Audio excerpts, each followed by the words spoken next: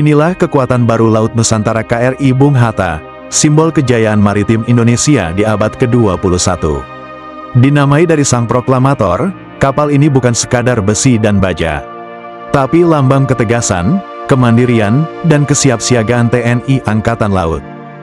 KRI Bung Hatta adalah korvet kedua dari kelas Bung Karno. Dinamai dari Muhammad Hatta, tokoh bangsa yang mengajarkan makna perjuangan dan kebangsaan.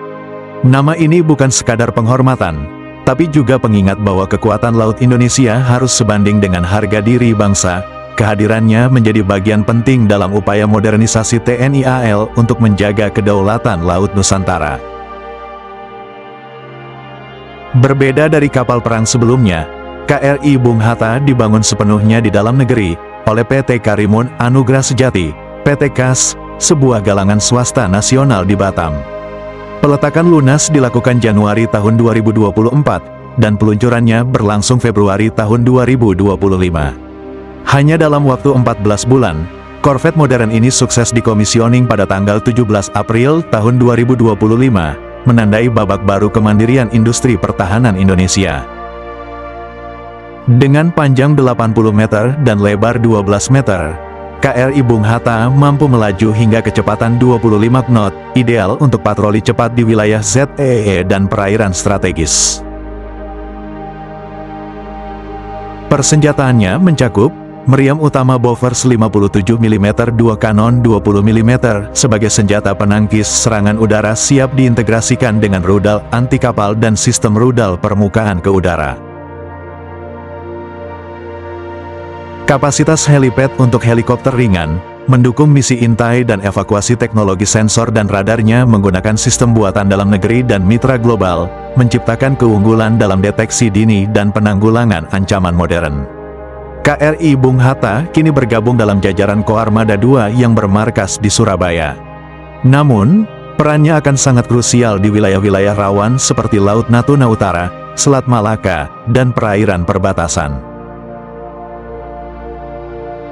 Korvet ini dirancang untuk operasi patroli maritim, perlindungan konvoi, dan misi penyelamatan.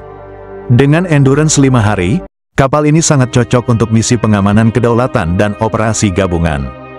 Kehadiran KRI Bung Hatta bukan hanya soal kapal tempur, tapi juga soal kebanggaan nasional.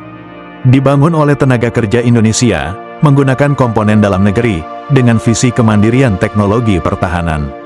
Ini bukti bahwa anak bangsa mampu menciptakan alutsista strategis tanpa tergantung pada negara asing.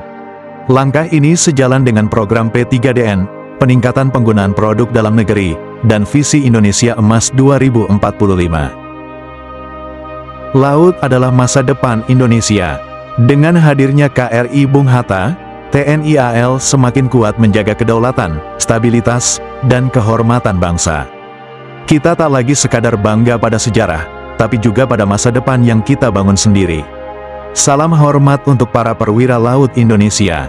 Dan selamat datang, KRI Bung Hatta, korvet modern yang siap tempur.